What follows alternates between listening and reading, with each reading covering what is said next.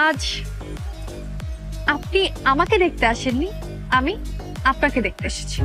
তো আজকে যা কোশ্চেন করার সব আমিই করব। আর আপনি তো বুঝতেই পারছেন আমি ক্যাম্পাস থেকে এসেছি, আমাকে আবার ক্যাম্পাসে যেতে হবে। সময় নষ্ট না করে সরাসরি প্রশ্ন সরাসরি উত্তর দিন। আমিও দেখতে চাই আমার ফ্যামিলি কেন আপনাকে পছন্দ করেছে। মা বায়োডাটাতে যা লিখেছে তার সাথে ওর কোনোই মিল নেই। আমি তো ভেবেছিলাম পুকুরের পানির মতো শান্ত একটা মেয়ে। কি হলো, চুপ করে আছেন কেন? আমার প্রশ্নের উত্তর দেন। এটা কি আপনার প্রথম বিয়ে? জি বর্তমানে কোনো গার্লফ্রেন্ড আছে? না। অতীতে ছিল?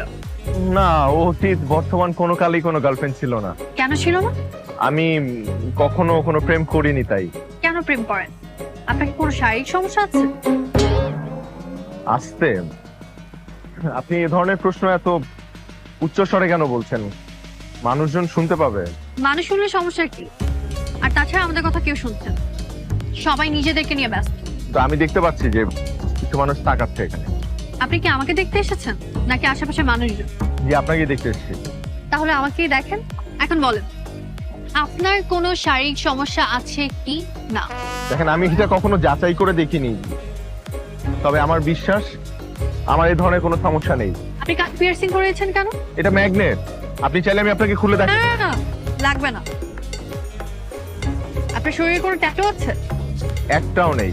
আপনি চাইলে আমি আপনাকে। না না না, না। থাক। আপনি আমাকে এতগুলো প্রশ্ন করছেন কেন? কারণ আপনি কানাডা থাকেন, অথচ আপনার গার্লফ্রেন্ড নেই, কখনো প্রেমও করেননি। ব্যাপারটা কেমন অস্বাভাবিক না? অস্বাভাবিক না। আমি প্রেম করিনি কারণ আমি প্রেম করার মতো কাউকে খুঁজে পাইনি তাই।